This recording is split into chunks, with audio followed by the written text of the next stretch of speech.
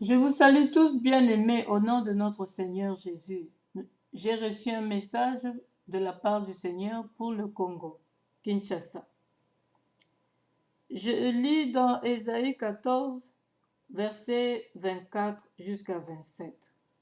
L'Éternel des armées l'a juré en disant: oui, ce que j'ai déclaré arrivera, ce que j'ai résolu s'accomplira. Je briserai l'Assyrien dans mon pays. Je le foulerai aux pieds sur mes montagnes, et son joug leur sera ôté, et son fardeau sera ôté de leurs épaules. Voilà la résolution prise contre toute la terre.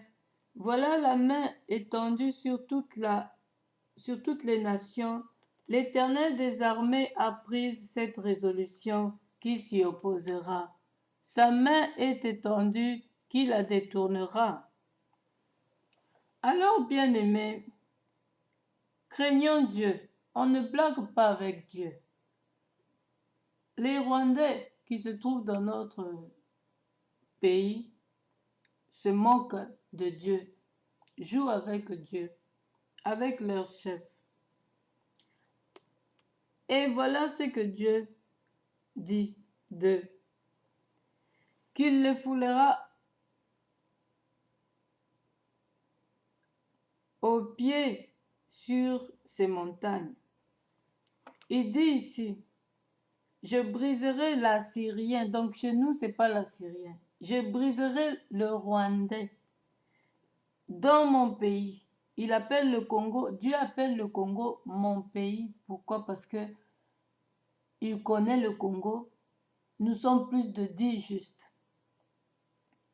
Il dit qu'il va briser le Rwandais dans son pays. Il le foulera aux pieds sur ces montagnes, et son joug leur sera ôté.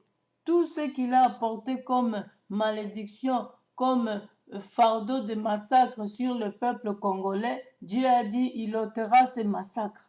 Il ôtera tous ces fardeaux de massacre sur le peuple congolais. Il ôtera tous ces fardeaux de viol sur le peuple congolais.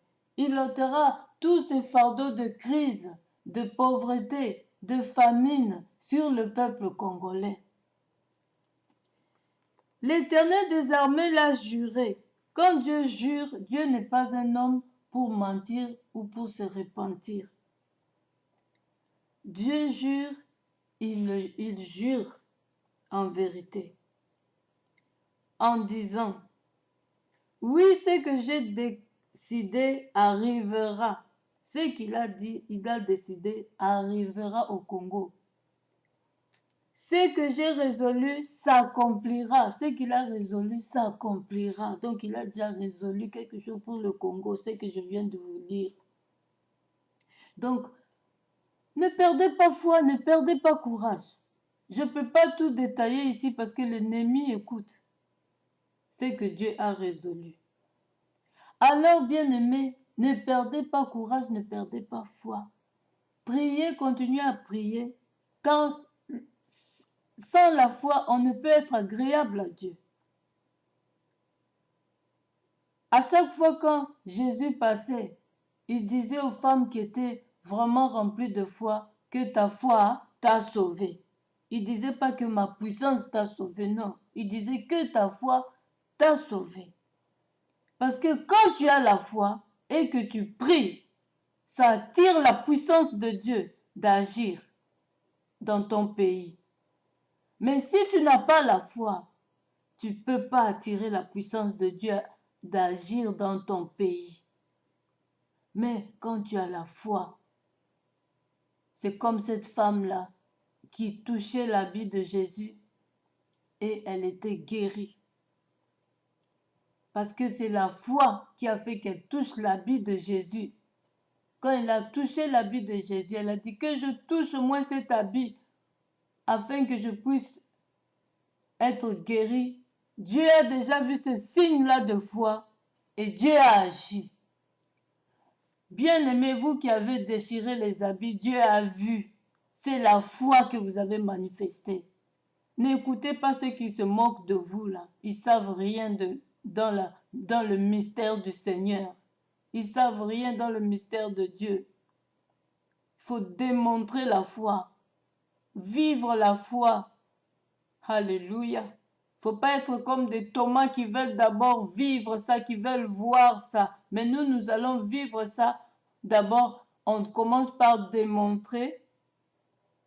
On commence d'abord par démontrer et puis par après, on vit ça. Mais ne soyez pas comme ceux qui veulent d'abord vivre avant de démontrer. Ils veulent même pas démontrer, ils veulent seulement voir pour croire comme Thomas. Non, bien-aimé. N'ayez pas ce genre de croyance, ce genre hein. C'est même pas une foi. Thomas n'avait pas de foi. L'Éternel des armées a pris cette résolution. Qui s'y opposera? Dieu est Dieu.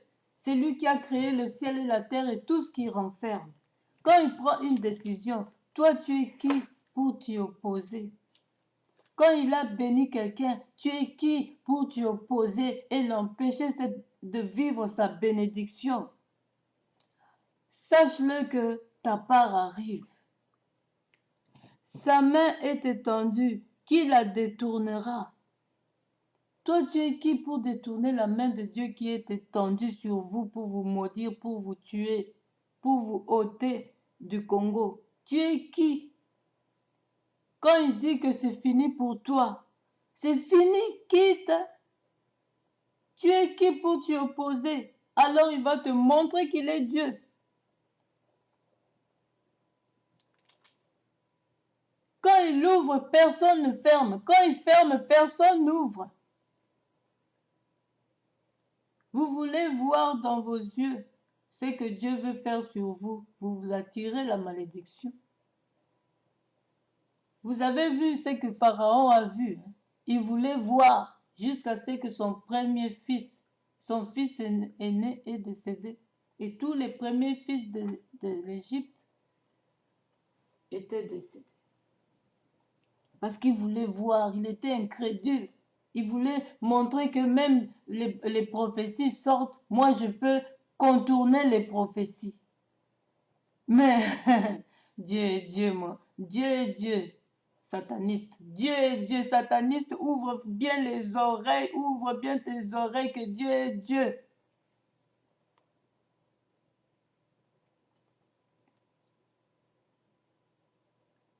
Donc, Congolais, Dieu nous promet d'enlever ce fardeau que les Rwandais ont injecté au Congo. Tous ces microbes que les Rwandais ont injectés au Congo, Dieu va enlever cela.